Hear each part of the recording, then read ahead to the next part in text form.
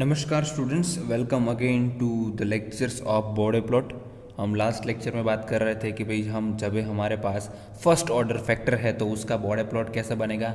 Either it can be a zero, it can be a pole. ठीक है, उससे पहले बात की थी कि भाई हमारे पास ओरिजिन पर कोई पोल है या फिर ज़ीरो है तो उसका बॉडे मैग्नीट्यूड एंड फेज प्लॉट कैसा रहेगा। उससे पहले बात की थी गेन पैरामीटर के बारे में। आज के लेक्चर में जो लास्ट फैक्टर जो अभी बचा है क्वाड्रेटिक फैक्टर, उसके बारे में बात करेंगे और नेक्स्ट लेक्चर से एग्जाम्पल स्टार्ट करेंगे सॉल्व करने का। ठीक है, सो हमारे पास यहाँ पर दिया है कि भाई कोई क्वाड्रेटिक फैक्टर है, ठीक है, जिसके रूट्स फाइंड करेंगे तो ऑब्वियसली वो हमें इमेजिनरी कॉम्प्लेक्स कॉन्जुगेट जो वैल्यूज़ है पोल्स की वो मिलने वाली है। सो वो पोल्स भी हो सकता है या फिर ज़ीरो भी हो सकता है। उस केस में आपको पता है अगर पोल होगा तो जो आपको जो मैग्नीट्यूड या फेज प्लॉट मिलता है, अगर ज़ीरो होगा तो उस केस में आपको क्या मिलेगा, उसका जो मिरर इमेज है वो मिलने वाला है। जो अभी तक हमने किया उसमें वही मिल रहा था। ठीक है, तो अगर हमारे पास कोई फर्स्ट ऑर्डर पोल था, सो फर्स्ट ऑर्डर पोल में हमारा जो मैग्नीट्यूड प्लॉट मिल रहा था, और अगर हम बात करें फर्स्ट ऑर्डर ज़ीरो के लिए तो वो मिरर इमेज मिल रहा था। ठीक है, सो सबसे पहले मैग्नीट्यूड की बात करें। सो यहाँ पर मैग्नीट्यूड कैसे फाइंड करते हैं, सेम प्रोसीजर हमें फॉलो करनी है। सबसे पहले मैग्नीट्यूड फाइंड करेंगे, फिर फेज एंगल फाइंड करेंगे और उसको प्लॉट करेंगे। ठीक है, एक बार सारे फैक्टर्स के लिए हमने कर लिया तो हमारे पास जब एग्जाम्पल्स आएंगे तो उसमें से फैक्टर में से कोई होगा हमारे पास। ठीक है, सो वो ट्रांसफ़र फंक्शन के लिए बनाना बहुत इजी हो जाएगा। बॉडे प्लॉट के एग्जांपल बहुत इजी है, आप आसानी से बना सकते हैं उसका बॉडे प्लॉट। ठीक है, लेकिन जब बात करती है स्टेबिलिटी के बारे में डिस्कस करने के लिए, गेन मार्जिन क्या है, फेज मार्जिन क्या है, तब थोड़ा अंडरस्टैंडिंग है आपको, वो काम पड़ेगा, वरना बॉडे प्लॉट ड्रॉ करना बहुत ईजी है। ठीक है, सो लेट्स से हमारे पास क्वाड्रेटिक फैक्टर है तो उसका बॉडे प्लॉट कैसा बनेगा। सबसे पहले मैग्नीट्यूड की बात करें, सो उसका लॉगरिथमिक मैग्नीट्यूड फाइंड करेंगे, that will be 20 log of this term. Okay, this entire term, this will be a quadratic form.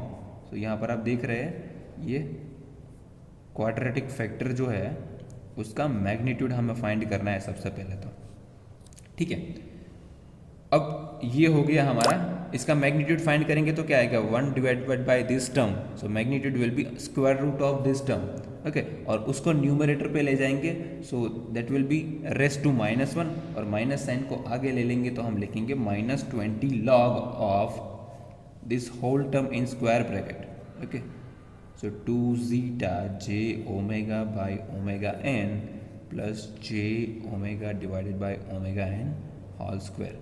Now I hope you know what is zeta, what is omega n. Okay, that we have already discussed in previous lectures.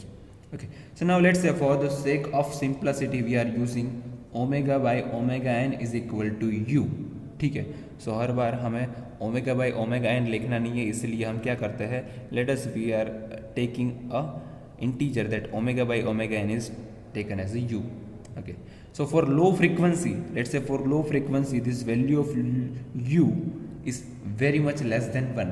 ठीक है, सो उस case में तो अभी हम क्या कर रहे थे लास्ट लेक्चर में, फिर से उसको रिवाइज करो। सबसे पहले लो फ्रीक्वेंसी के लिए फाइंड कर रहे थे, फिर हाई फ्रीक्वेंसी के लिए फाइंड कर रहे थे मैग्नीट्यूड क्या आ रहा है, फिर उसी वजह से हमें कोई कॉर्नर फ्रीक्वेंसी मिल रही थी जहाँ पर हमारे जो दोनों एसिम्पटोड्स है वो मीट कर रहे थे। ठीक है, सो उसके लिए भी ऐसे करेंगे, इसी के लिए भी सबसे पहले हम लो फ्रीक्वेंसी के लिए फाइंड कर रहे हैं जब हमारे जिस u की वैल्यू है वो वेरी मच लेस देन 1 हो गई।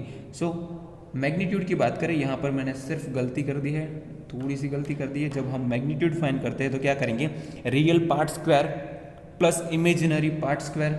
ठीक है, तो यहाँ पर हमारा रियल पार्ट क्या रहेगा, अब यहाँ पर जे स्क्वायर है, जे स्क्वायर विल बी -1। सो यहाँ पर आएगा पूरा ये टर्म तो गलत हो गया हमारा। ठीक है, यहाँ पर आएगा 1 minus omega by omega n whole square square. ठीक है, और यहाँ पर ये इमेजिनरी पार्ट है, सो इमेजिनरी पार्ट का स्क्वायर आएगा 2 zeta omega by omega n square. ठीक है, अब ये सही है, सॉरी मेरे से गलती हो गई। तो ये हो गया हमारा, इसका मैग्नीट्यूड फाइंड करना है ना, तो क्या करेंगे, मैग्नीट्यूड फाइंड करेंगे square root of your real part square plus imaginary part square. मैंने ऐसे ही रख दिया था। ठीक है, गलती होती है भाई। तो फिर यहाँ से हम फाइंड करेंगे लो फ्रीक्वेंसीज़ के लिए। तो लो फ्रीक्वेंसीज़ के लिए इसका मतलब हमारे जो u की वैल्यू है, इन शॉर्ट हमारा जो ये टर्म है इसकी value is very much less than 1। So in that case we can ignore this term. At the same time ये जो है हमारा ओमेगा बाई ओमेगा एन, यहाँ पर भी u है, ठीक है, इसकी value is very much less than 1, so this value we also we can neglect. So in short we can write that my magnitude is now minus 20 log of this 1 only. Okay, 1 only, because this is 0, this is also 0, the square root of 1 will be 1 only, and log of 1 is 0, so magnitude for low frequencies is 0. Okay, so जब इसका magnitude plot draw करेंगे, so अभी करते ही है, ठीक है, ये हमारा dB एक्सिस है, ठीक है, यहाँ पर हम log ओमेगा मेजर करते हैं.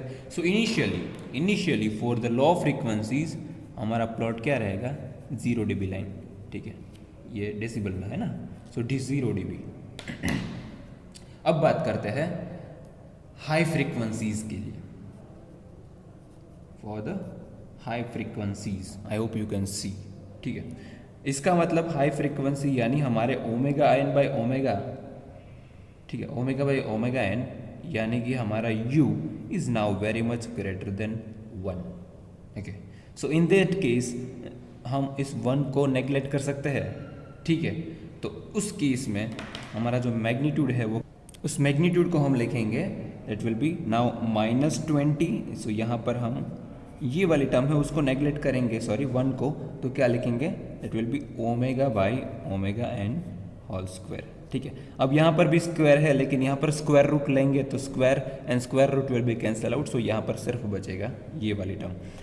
अब ये कुछ ऐसा है, log a square that will B 2 log a, सो यहाँ पर भी स्क्वायर को हम आगे लेंगे तो लिखेंगे -40 log ऑफ, ठीक है. अब ओमेगा बाई ओमेगा एन है, सो इसको लिखेंगे -40 log ओमेगा. अब माइनस इसकी वजह से आएगा, यहाँ पर भी माइनस है, तो हो गया minus minus plus 40 log of omega n, ठीक है. सो ये होगा हमारा फाइनल मैग्नीट्यूड. इसको थोड़ा ध्यान से देखेंगे तो आपको पता चलेगा it is also a kind of y is equal to mx plus c kind of term, ठीक है. यहाँ पर स्लोप आप इजीली देख सकते हैं, स्लोप क्या है हमारा 40 dB, ठीक है, -40 that is nothing but 40 dB. दूसरी चीज़ आपको यहाँ पर ध्यान में रखनी होगी, अगर इस इक्वेशन में आप omega is equal to omega n put कर देंगे, ठीक है. तो सबसे पहले बात की लो फ्रीक्वेंसी के बारे में, देन हाई फ्रीक्वेंसी के बारे में. एक बीच की फ्रीक्वेंसी लेते हैं जहाँ पर ओमेगा की वैल्यू होगी ओमेगा एन, सो यहाँ पर ओमेगा एन रख देंगे ओमेगा की जगह पे, तो ये दोनों कैंसिल हो जाएंगे, ठीक है, ये दोनों क्या हो जाएंगे, कैंसिल हो जाएंगे. सो उसकी वैल्यू क्या होगी, हमारा जो मैग्नीट्यूड होगा उसकी वैल्यू मिलेगी हमें 0 dB, ठीक है. सो इसका मतलब ये वाला एसिम्पटोट से वो ओमेगा एन फ्रीक्वेंसी तक रहेगा, बाद में उसका स्लोप क्या हो जाएगा -40 dB, ठीक है. सो इसका बॉर्डर प्लॉट है वो कुछ ऐसा बनेगा. इनिशियली इसका स्लोप होगा 0 dB पर डिकेड, बाद में after omega is equal to omega n that will be -40 dB per decade. So ये होगा आपका Bode plot for having a quadratic factor in your transfer function as a pole, not as a 0, ठीक है. सो ये हो गया हमारा magnitude plot. अगर फेज की बात करें, सो इसका जो फेज एंगल निकाले, सो फाई क्या रहेगा, यहाँ पर लिखता हूँ, फाई की वैल्यू क्या रहेगी हमारी, so that will be tan inverse imaginary part that is 2 zeta omega by omega n divided by real part is 1 minus omega by omega n whole square, ठीक है. So first you find omega at is equal to 0, omega is equal to omega n and omega is equal to infinite. So इस अलग अलग omega की value के लिए आप phi की वैल्यू फाइंड करेंगे, ठीक है. सो सबसे पहले आपको मिलेगी ओमेगा इज इक्वल टू 0 पे 0, बाद में -90 डिग्री, बाद में -180 डिग्री, ठीक है. तो आपका फेस प्लॉट भी यहाँ से मिल जाएगा. अगर आपके पास क्वाड्रेटिक फैक्टर में पोल की जगह पर 0 होता, ठीक है, सो उसका बॉडी प्लॉट है वो ऐसा कुछ मिलता, जिसमें स्लोप होता आपका +40 dB पर डिकेड, ठीक है. इजी है, यहाँ तक तो सेम होता, लेकिन after this cut off frequency that will be +40 dB per decade. अगर ये पोल की जगह पर 0 होता, यानी कि ये पूरी टर्म है वो न्यूमरेटर में होती, तो क्या होता, ये कुछ ऐसा दिखता है, ठीक है। सो this is all about magnitude and fresh plot of your quadratic factor. जब नेक्स्ट लेक्चर में मिलेंगे तो पूरे जो फैक्टर अभी हमने डिस्कस किए उसके रिलेटेड एग्जाम्पल सॉल्व करेंगे। Okay, so this is all about today's lecture. See you guys next time. Thank you so much.